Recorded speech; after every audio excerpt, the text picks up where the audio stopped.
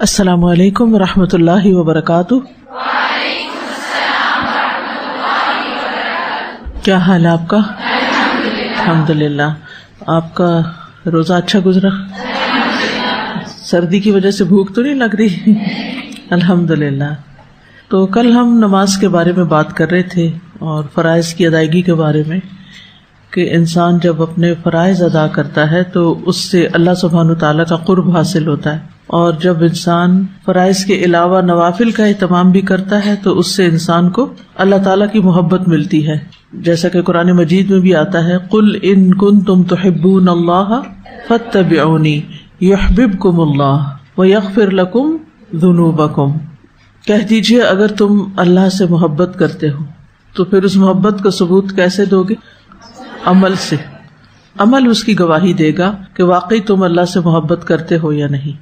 یہاں ایک اور کانسیپٹ بھی واضح کرتی جاؤں کہ اسلام میں یعنی قرآن و سنت میں جتنی بھی آیات یا احادیث آئی ہیں ان سب میں اللہ سبحانہ تعالیٰ سے محبت کی بات کی گئی ہے، عشق کی نہیں۔ عشق جو ہے یہ عام طور پر انسانوں سے کرتے ہیں، ٹھیک ہے؟ تو اللہ اور اس کے رسول صلی اللہ علیہ وسلم سے محبت کی جاتی ہے۔ ان دونوں میں تھوڑا سا فرق بھی ہے اگر ان کی ڈیپتھ میں آپ جائیں۔ محبت جو ہے ایک مثبت چیز ہے، ہوش و حواس میں رہ کے کی جاتی، جبکہ عشق کے بارے میں آتا ہے نا کہ اس میں جو عقل ہے انسان کی وہ برقرار نہیں رہتی، یعنی ضروری نہیں کہ نہ ہو لیکن محبت ایک سوچی سمجھی چیز ہوتی ہے۔ تو اسی لیے آپ دیکھیں کہ یہاں پر یہ بتایا گیا کہ یہ محبت کوئی صرف جذباتی محبت نہیں ہوگی۔ تو معنی کیا بنتا ہے کہ اگر تمہیں اللہ سے محبت ہے تو پھر کیا کرو؟ تو پھر تم رسول اللہ صلی اللہ علیہ وسلم کی پیروی کرو۔ جب انسان کو کسی سے محبت ہوتی ہے تو کچھ کرتا ہے نا، یا کچھ کرنے کو دل چاہتا ہے۔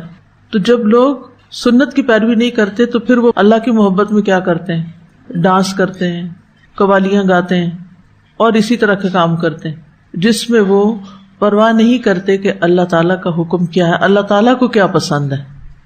وہ صرف جذبات کی شدت کا اظہار کرتے ہیں، جبکہ قرآن مجید ہمیں کیا بتاتا ہے؟ قُلْ إِن كُنتُمْ تُحِبُّونَ اللَّهَ فَاتَّبِعُونِي، کہ محمد صلی اللہ علیہ وسلم کا اتباع کرو، کیونکہ آپ کی لائف سب سے زیادہ بیلنسڈ لائف تھی، توازن والی زندگی تھی۔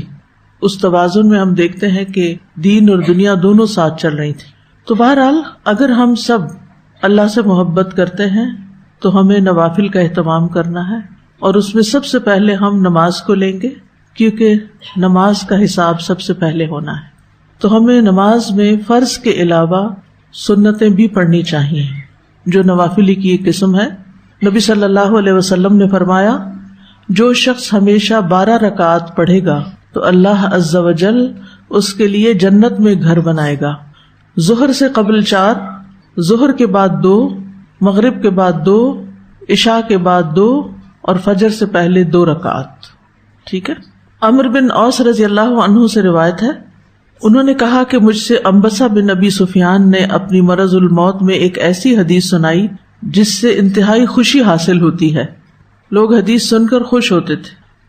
مجھے نہیں معلوم کہ اس وقت آپ کے دلوں کا کیا حال ہے، کہ اس حدیث کو سن کر آپ کتنے خوش ہو رہے ہیں۔ کہتے ہیں میں نے ام حبیبہ رضی اللہ عنہا سے سنا، وہ کہتی تھی میں نے رسول اللہ صلی اللہ علیہ وسلم کو فرماتے ہوئے سنا کہ جس نے ایک دن اور رات میں 12 رکعتیں ادا کی اس کے لیے ان کے بدلے جنت میں ایک گھر بنا دیا جاتا ہے۔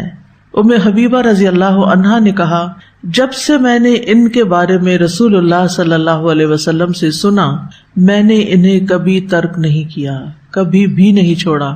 انبسہ کہتے ہیں جب سے میں نے ان کے بارے میں ام حبیبہ رضی اللہ عنہا سے سنا میں نے انہیں کبھی نہیں چھوڑا۔ اور آپ کیا کہیں گے؟ کہ جنت میں گھر چاہیے نا، ٹھیک ہے نا؟ تو آج سے انشاءاللہ جس وقت کلاس ختم ہوگی پہلے آپ سنت پڑھیں گے، پھر فرض ہوگے، پھر اس کے بعد سنت۔ اگر کسی کی گاڑی نکل رہی ہو تو وہ پھر گھر جا کے بھی ادا کر سکتا ہے بعد کی 2 سنتیں، لیکن 4 پہلے ہی ہوتی ہیں، ہر وقت 4 بعد میں نہیں پڑھی جاتی۔ کبھی مجبوری میں تو ایسے ہو جاتا ہے کہ انسان بہت جلدی میں ہے، نماز کھڑی ہو گئی ہے اور وہ جماعت میں شریک ہونا چاہتا ہے تو جماعت میں شریک ہو جائے اور بعد میں ساری سنتیں پڑھ لے، لیکن اس کو روٹین اور معمول اور اصول نہیں بنا لینا چاہیے، کیونکہ اس سے شیطان انسان کے اندر سستی ڈال دیتا ہے۔ اچھا فرض تو اب ہو گئے نا، اب یہ کام کر لو وہ کر لو، 10 منٹ کھڑے ہو کے اس سے باتیں کر لو، 10 اس سے. ہم باتوں میں کتنا وقت لگا دیتے ہیں لیکن اپنی آخرت کے بارے میں فکر نہیں کرتے. ٹھیک ہے، تو انشاءاللہ اللہ سبحانہ تعالیٰ سے دعا بھی ہے کہ وہ رمضان کے اس مبارک مہینے میں ہمارے عمل میں بہترین تبدیلی فرمائے اور ہمیں بہترین عبادات کی توفیق دے.